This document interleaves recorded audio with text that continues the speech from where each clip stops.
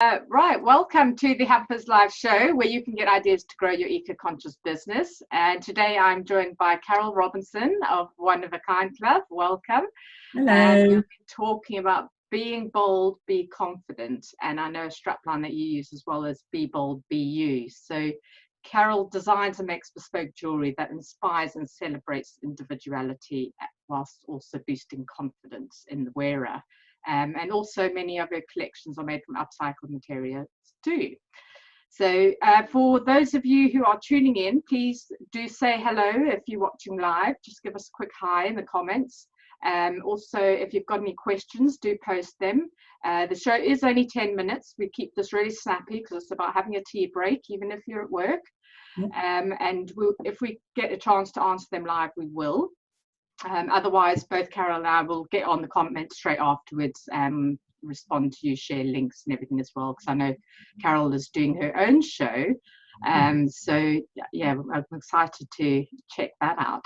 So yeah, welcome Carol, nice to have you here. Lovely to see you, hon. Yeah, looking really beautiful and with your beautiful jewellery. I've got my leatherette silver, so these are made of offcuts from a sofa company, and I just make them into jewellery. And then I've got like my cork hand cut necklace as well. So fantastic. Oh, I have to check out more of yours and get, because I do have a lot that I've had for years. So I did put a bit of jewellery on. I know, I've seen these that you're wearing. Yeah, I think it is actually plastic and resin, which I bought, but I bought them about 15 years ago and I've still got them and they're still going strong. So I'm going to use them and I will recycle them once I'm done with them.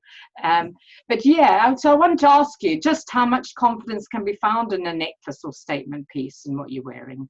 I think it's not everything, and I'm not going to solve the world by asking you to put on a bit of jewellery, but I think it's really important, especially in these days, about having kind of a healthy mind and having a healthy body and having a healthy lifestyle. But actually we do need that little bit of boost. So I'm not saying it from a vain perspective, but it shows personality, it shows who we are, it kind of shows our uniqueness. And actually if we put things on, we all wear them in different ways, and so it makes us truly believe in ourselves and give us that bit of confidence. So if you're having a rubbish morning, putting on a pair of earrings just makes you really smile, and if I can make one person smile, then I've helped the world in a bigger way.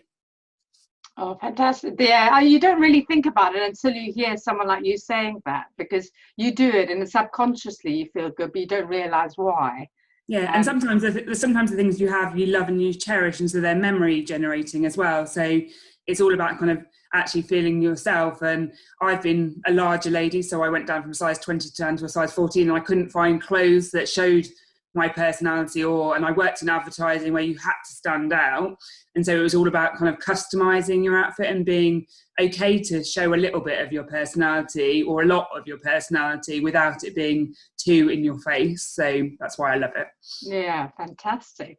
And has there been a time when you knew that your jewellery has given you the edge in a business situation? We obviously, you know, we like talking things eco, but it's also with kind of a business twist. And I know you're a great businesswoman with a great story behind you and setting this up, and do a lot of networking as well. So I think it's just it was more the fact that so I used to work in advertising and marketing, and so I used to go and pitch to a lot of really big clients, so really big like charity brands or manufacturing or automotive or financial services. And I do remember one where we went to pitch, and they kind of, you get that thing of being creative or being a suit in advertising. So the suits are normally all dressed up in their like black dresses or their navy dresses, and the men are all in like their suits and things like that. And the creative people are very much in their kind of like flamboyant outfits. Whereas actually I think it's about having that understanding between creativity and business. So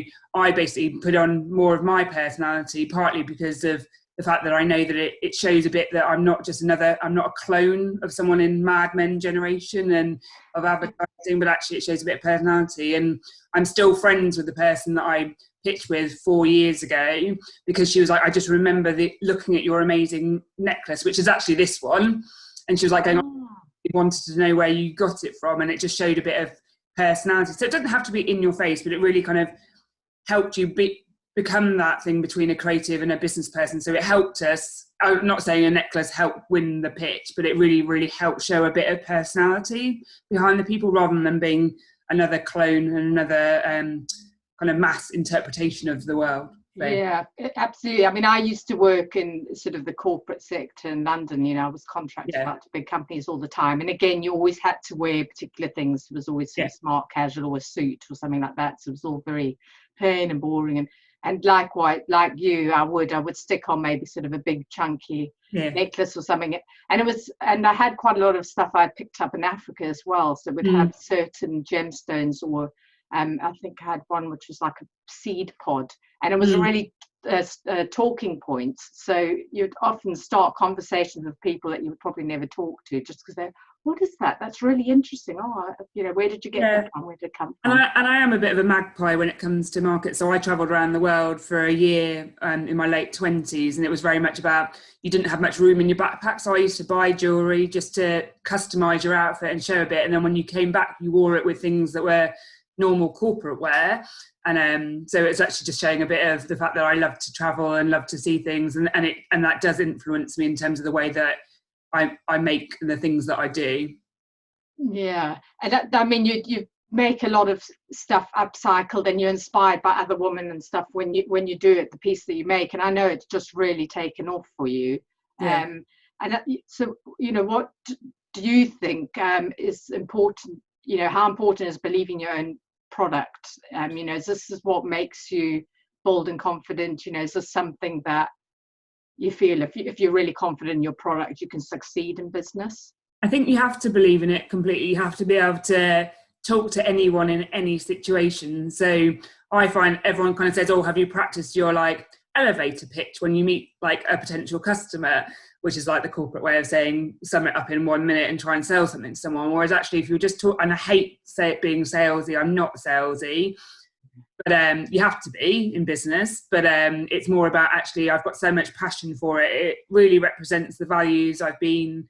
It kind of, my story helps in terms of the ups and downs of life and the reason why I moved from London in the corporate world to Norwich and with a newborn baby, and it just really shows the kind of the values I have. I also love making the jewellery, so I understand every single part of the process, or where certain beads have come from, or where certain the history behind things. So I use quite a lot of leatherette that's been repurposed for things. I'm not saying I'm 100% sustainable, because I do buy brand new fixings, and I do sometimes use plastic, but it's things that either I use to up purpose. And it is about the mindset and about believing in yourself. So I partly set up the business to believe in myself more. So it was a personal project that's taken over from my love of jewellery to actually being a successful entrepreneur. But it's not about being a hobby, and it's not about, my mother-in-law jokes that I